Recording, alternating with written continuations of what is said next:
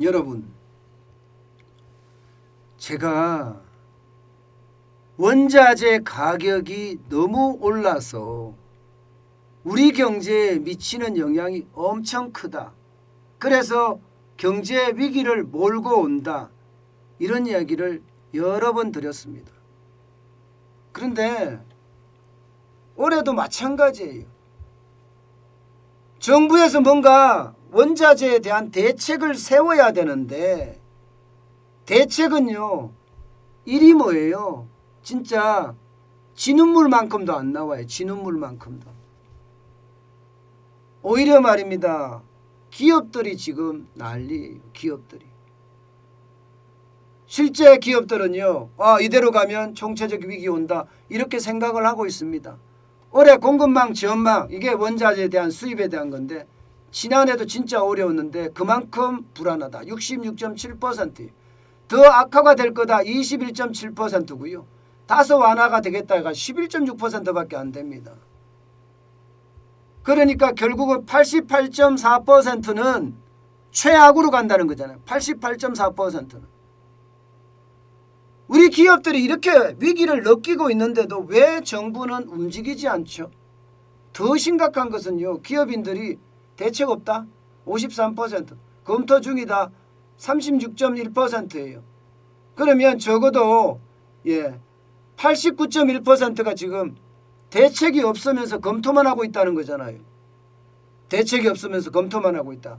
게다가 말입니다. 지난해 원자재 때문에 피해를 입은 사람들이 28.3%, 일부 피해가 있었어가 38.7%. 그러면 67%가 지금 작년에 우리 기업이 어려웠다는 거예요. 그럼 여러분, 우리가 생각을 해보자고요.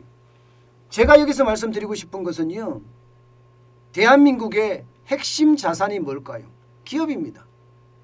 우리나라는 석유가 많이 나는 나라도 아니고, 그렇다고 뭐 석탄이 많이 나느냐, 니켈이 많이 나느냐, 리튬이 많이 나느냐, 원자재가 풍부한 나라도 아니에요.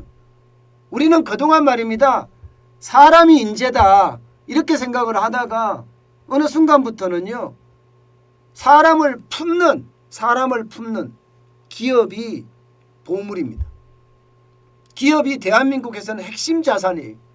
문재인 정부에서는 기업이 적폐세력이지만 지금 우리가 느끼는 것은 기업이 핵심 자산입니다. 그런데 기업이 지금 어렵다고 이야기하는 겁니다. 기업이. 상황이 이렇게 되니까 말입니다. 기업이 독자적으로, 오죽했으면 여러분 기업이 독자적으로 나서겠습니까?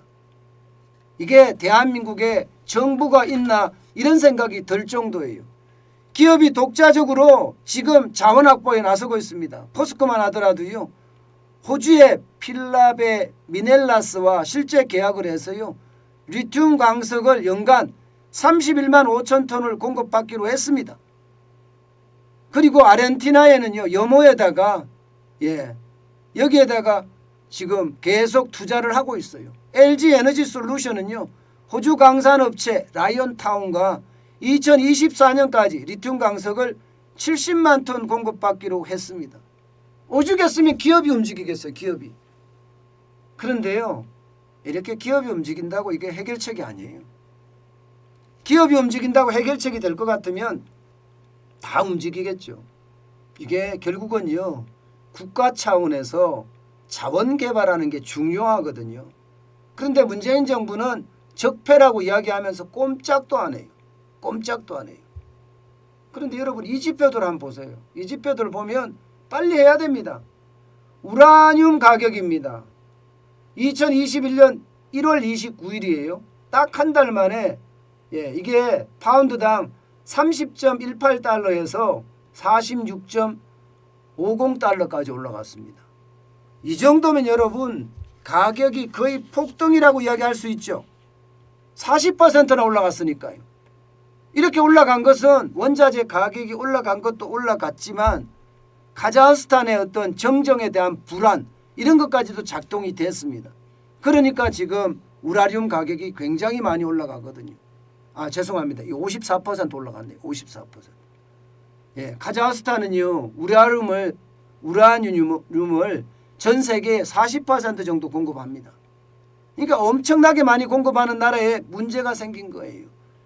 그러면 이게 안정적으로 공급받을 수 있게끔 해야 될 거 아니에요. 우리는 원자력 발전소가 있잖아요. 이게 가격이 올라가면요, 전기료가 올라갈 수밖에 없어요. 이미 전기료의 타격이 올 수가 있다는 이야기죠. 왜냐하면 안 그래도 여러분 국제유가 폭등, 천연가스 폭등, 여기에다가 석탄, 유연탄 다 올라가고 있는 상태거든요. 우라늄 가격까지 올라가게 되면 여러분 내년에 아니죠, 올해 전기요금은요 굉장히 많이 올라갈 수 있다는 이야기가 됩니다.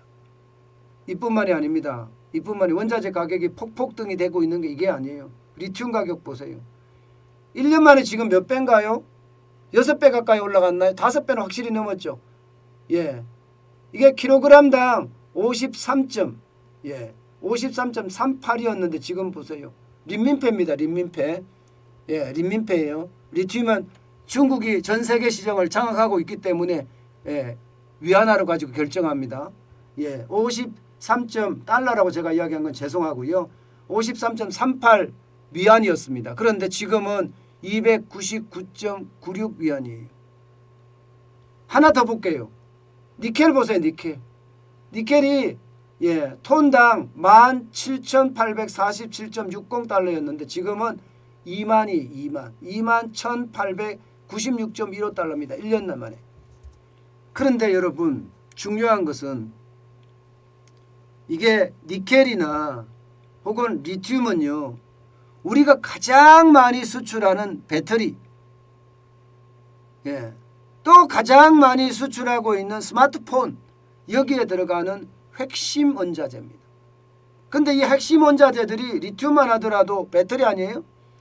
5배, 6배 올라가면 버텨낼까요? 우리나라 경쟁력 있을까요? 우리 배터리 업체 중국한테 완전히 몰빵당할 수도 있습니다. 중국은 리튬을 세계 시장에서 완전히 장악하고 있어요. 이런 상태에서 말입니다. 우리가 배터리가 좋다고 하면 뭘 하겠어요? 배터리 경쟁력이 전 세계 중국 다음에 2위다 이렇게 이야기하고는 있지만 여러분 2위만 뭐 하겠냐고요? 돈을 벌으면 뭐 하겠냐고요?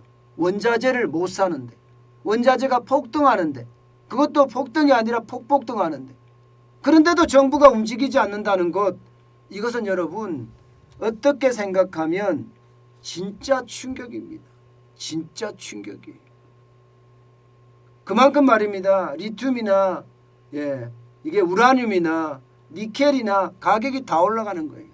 문제는요 앞으로인데 앞으로도 이게 앞이 안 보입니다. 당장 말입니다. 인도네시아 같은 경우는 석탄 수출을 지금 막았잖아요. 근데 석탄 수출만 막는 것이 아닐 것 같아요. 보크사이트라고 이게 알루미늄을 만드는 원재료입니다. 보크사이트에 대한 수출도 중단하겠다고 발표를 했습니다.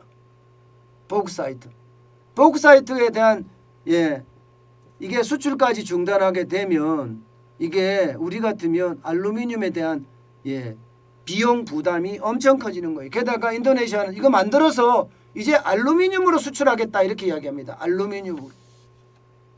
자, 상황이 이런데도 말입니다.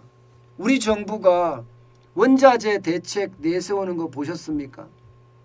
저는 진짜 국가적 위기가 점점 다가오는데도 정부가 움직이지 않는다고 생각해요.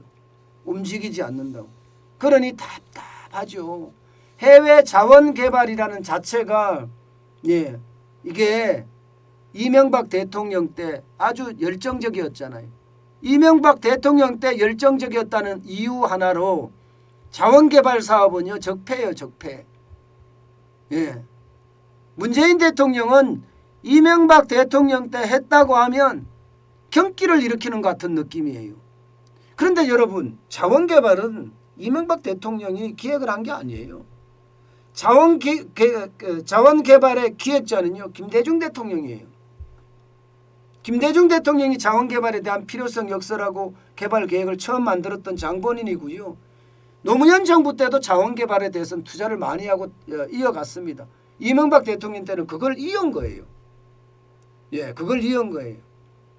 그런데 지금 와서 이렇게까지 망가진다는 자체가 참 속이 좁구나. 속이 좁구나. 이명박 대통령이 노무현 대통령을 죽게 했다. 뭐 이렇게 생각하는 건가요? 저는요. 국가적인 대사 앞에 말입니다. 이 사적 감정이 노출이 돼서 국민들이 이게 알았다는 사실은 이것도 창피하고 부끄러운 일입니다. 나라의 지도자잖아요. 대범해야 되잖아요. 개인의 어떤 사적인 감정보다는 국민과 국가를 위한 대성적 판단을 해야 될 거 아니에요. 이런 걸 보면 참 옹졸하고 쪼잔하다. 그래서 부끄럽다. 이렇게 말씀드릴 수가 있을 것 같습니다. 제가 여러분 일부러 나쁜 경제 뉴스를 찾아내는 게 아닙니다.